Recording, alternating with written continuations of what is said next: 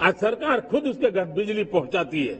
आज सरकार खुद उसको आर्थिक मदद दे करके विकास के नए आयामों को सर करने के लिए प्रेरित करती है, प्रोत्साहित करती है।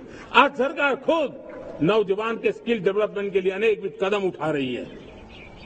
साथियों, बड़े रिफॉर्म्स के लिए हमारी सरकार बहुत ही प्रतिबद्ध है और हम इसी के द्वारा देश में प्रगति की राह को चुनना चाहते हैं। साथियों, देश में नई व्यवस्थाएं बन रही है। देश को आगे ले जाने के लिए अनेकविध नीतियों को, अनेकविध पॉलिसीज को निरंतर बनाया जाए और नए सिस्टम पर देश का भरोसा भी बढ़ता रहता है, निरंतर बढ़ता रहता है। आज जो 20-25 साल का नौजवान है, जो 10 साल पहले जब 12-15 साल की उम्र का नौजवान था, उसने अपनी आंखों के सामने ये बदलाव देखा है। 10 साल के भीतर भीतर उसके सपनों को आकार मिला है, धार मिली है और उसके आत्मविश्वास में एक नई चेतना जगी है और वही देश का एक नया सामर्थ्य के रूप में उभरना है। आज विश्व भर में भारत की साख बढ़ी है, भारत के प्रति देखने का नजरिया बदला है। आज विश्व में युवाओं के लिए संभावनाओं के द्वार खुले हैं। रोजगार के अनगिनत नए अवसर जो शायद आजादी के इतने सालों के बाद भी नहीं आए थे, वो आज उनके दरवाजे पर दस्तक दे रहे हैं। संभावनाएं बढ़ती गई हैं, नए मौके बन रहे हैं। मेरे देश के युवाओं को अब धीरे धीरे चलने का इरादा नहीं है। मेरा देश का नौजवान इंक्रीमेंटल प्रगति में विश्वास नहीं करता। मेरा देश का नौजवान छलांग मारने के मूड में है। वो छलांग मार के नई सिद्धियों को प्राप्त करने के मूड में है। मैं कहना चाहूंगा, भारत के लिए गोल्डन एरा है। वैश्विक परिस्थितियों की तुलना में भी देखें, ये गोल्डन एरा है। ये हमारा स्वर्णिम कालखंड है। मेरे प्यारे देशवासियों, ये अवसर हमें जाने नहीं देना है।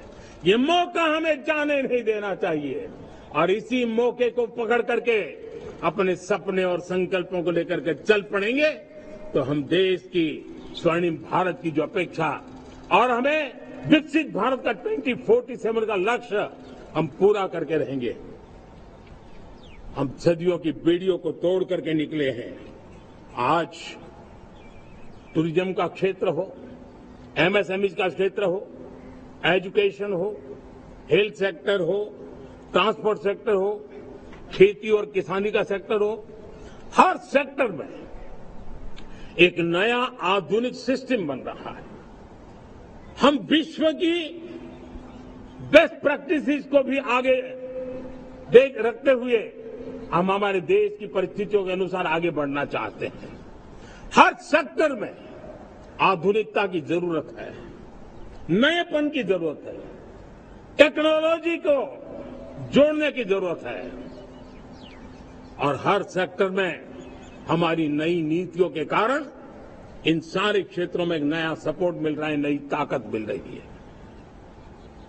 हमारे सारे अवरोध हटे, हमारी बंदी से दूर हो, हम पूरे सामर्थ्य के साथ चल पड़े, खिल उठे, सपनों को पा करके रहे, सिद्धि को हम अपने निकट देखें, हम आत्मसात करें, उस दिशा में हम चलना है।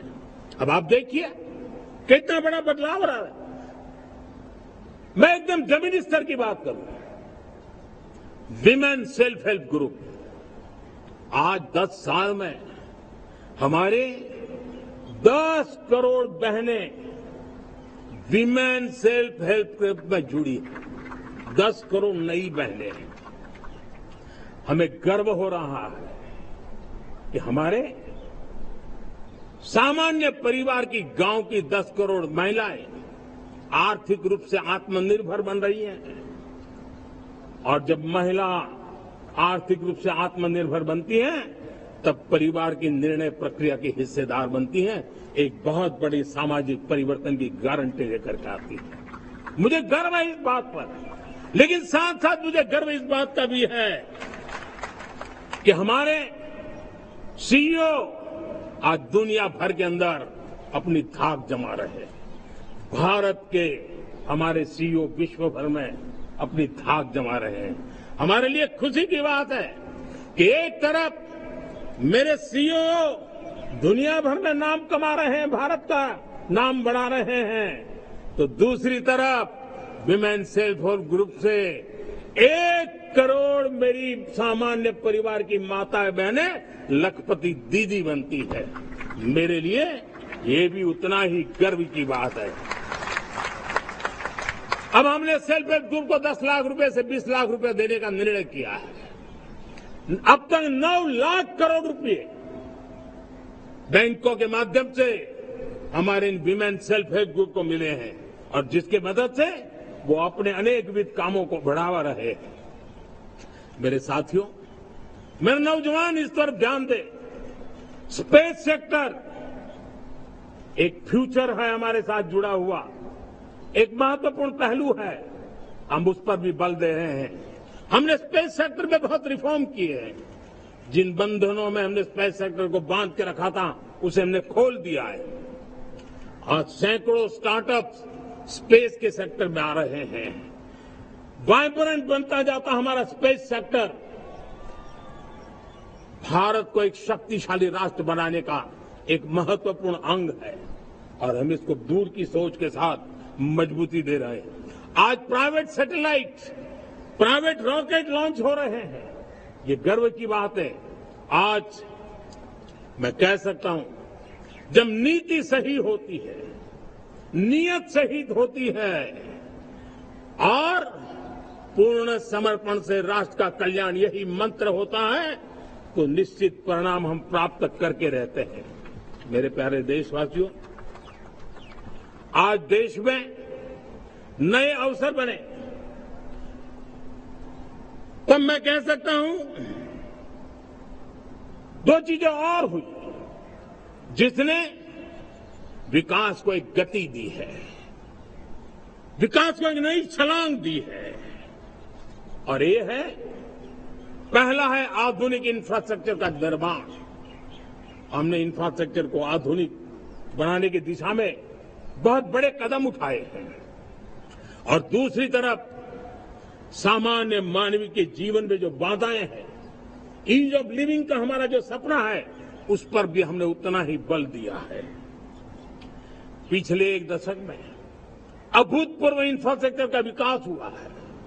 रेल हो, रोड हो, एयरपोर्ट हो, पोर्ट हो, ब्रॉडबैंड कनेक्टिविटी हो,